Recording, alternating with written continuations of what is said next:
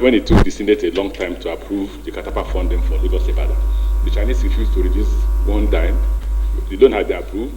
The loan was we only got to start drawing down the loan 6 months after the loan was approved, because it took also 6 months for the Senate to approve the Katapa funding.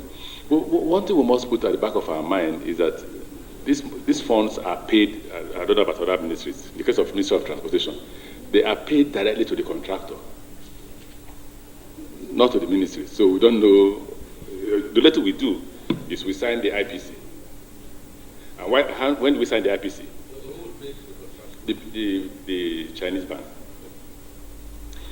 What we do is they send us the IPC after our consultant has approved the quality of the job they did.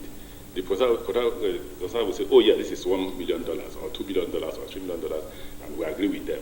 Once they say we agree with them, it comes to the director of railway who confirms. Then my job is just to say, approved. They take to China Exim Bank and get their money. We don't see the money. You know, when people think, when they hear these billions, they just say... You don't see the money at all? We don't. What we see is only the papers. Only the papers. Only the paper. So the consequence is that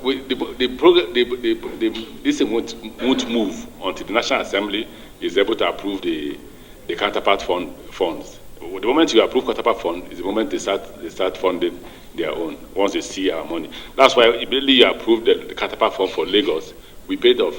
Once we paid off, they called us to China after you have approved the counterpart fund, and we signed the agreement. So that's where it ends.